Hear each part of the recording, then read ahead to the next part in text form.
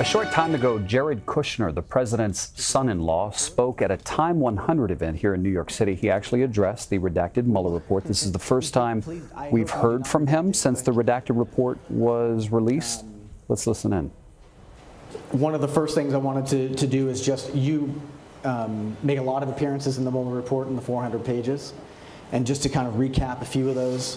One, you were at the storied Trump Tower meeting in June 2016 with a Russian lawyer, and you took a meeting with a Russian banker in December 2016 after the election. You also had meetings with the Russian ambassador Kislyak during the transition, had discussions with him about establishing a channel with Moscow. And also you received a U.S.-Russia reconciliation plan from a friend of yours, Rick Gerson, that you then passed on to Tillerson and to Secretary of State Tillerson and Steve Bannon. The main question here is, through all of this, were you concerned about the image that you were setting, that Russia was clearly trying to run people at the Trump campaign? And do you think that, in retrospect, you were a little naive to take some of those meetings, especially during the transition? Sure. So first of all, thank you for having me here today, and thank you for opening with the soft stuff. So that's good.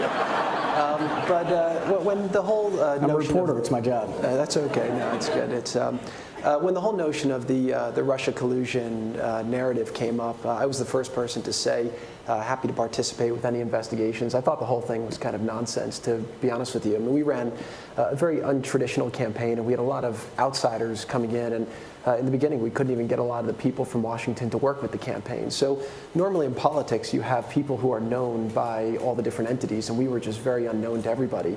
Our focus during the campaign was on the candidate, the message, and we built a very entrepreneurial campaign. And we made a lot of very good decisions along the way, which is what enabled us to be successful. I think at this point I've done 3 House interviews. I did about 9 hours with a special counsel, and if you look at my statement from July, I put out about a 12-page statement about explaining all these different things. I think that everything I said has now proven to be true, and it's been very, very thoroughly investigated. And just going back to this stuff too, I mean, you take a lot of these things in retrospect and you look at it. Lindsey Graham told me I had the best text message in the history of text messages when I was in that crazy meeting in Trump Tower, and I said, get me the hell out of here, basically. But again, it's a meeting that had it never come up and had it never been done, I wouldn't have thought about it again. But now the media spends so much time focusing on it. And quite frankly, the whole thing's just a big distraction for the country. And you look at what Russia did, buying some Facebook ads to try to sow dissent and do it, and it's a terrible thing. But I think the investigations and all of the speculation that's happened for the last 2 years has had a much harsher impact on our democracy than a couple of Facebook ads. I mean, I spent about, I think they said they spent about $160,000. I spent $160,000 on Facebook every 3 hours during the campaign. So, if you look at the magnitude of what they did and what they accomplished, I think the ensuing investigations have been way more harmful to our country. I mean, it was a lot more than just a few Facebook ads, and also there were Russian operatives organizing real events during the campaign. So it had real-world impact on their social media campaign. And then not only that, but Russia was actively hacking and stealing documents that they then systematically released at certain key points during the campaign. One of the biggest things I think that doesn't sit well with the public is, why didn't the campaign, the Trump campaign, openly say, Russia, we don't need your help, we don't want your help, please stop?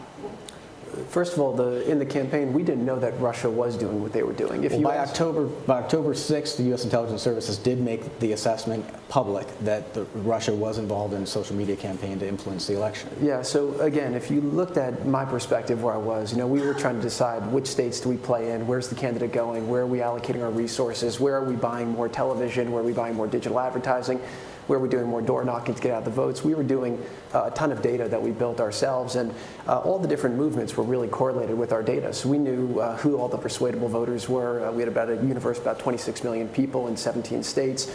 And every dollar we were spending was about how do we get to them as efficiently as possible. So again, the notion of what they were doing didn't even register to us as being impactful. And again, if you ask me if you look at our data operation, which has now gone down to be very revered by Facebook and a lot of people, all built from scratch, not built with traditional political people. We knew exactly why the data was moving, where it was moving, what messaging we were sending, and we know why we won. And at the end of the day, again, we had a great candidate, and the candidate had a message that resonated with America. He campaigned his butt off. I mean, we had the last day, we did 6 stops, 7 stops, doing all these rallies. He had crowds like you couldn't imagine. People were coming out that never voted before, and all of our data models proved right. So again, you can look at it Monday morning quarterback and said maybe you should have looked at those times, but I personally think that what happened was all these people thought Trump was going to lose. They all predicted Trump was going to lose. They were wrong. The American electorate in this great democratic system chose the opposite. And then I think that instead of saying, oh wait, we got it wrong, they said, well, maybe it was Russia. And I think now we've spent 2 years going through that nonsense. And the one thing the Mueller report was very conclusive on is there was absolutely no coordination or collusion with the Trump campaign. And everything that the president's been saying, everything that I've been saying for 2 years has now been fully authenticated. Are you concerned that Russian intelligence services were trying to find ways to influence you and other people close to Trump? And for example, we can go into the meeting with Sergei Gorkov from VEB, this Russian state-owned bank that you had in December 2016, where he brought a bag of dirt from your parents, I guess your grandparents' home village in Belarus, and presented it to you. At the time, did that feel uncomfortable? Did that feel like this guy was trying to maybe offer you some business incentives to influence the Trump campaign and the Trump administration policy? Yeah, so again, we never discussed business together. I've, again, done testimony on this. Everything was unusual at that time. I mean, we were, like I said, an outsider campaign.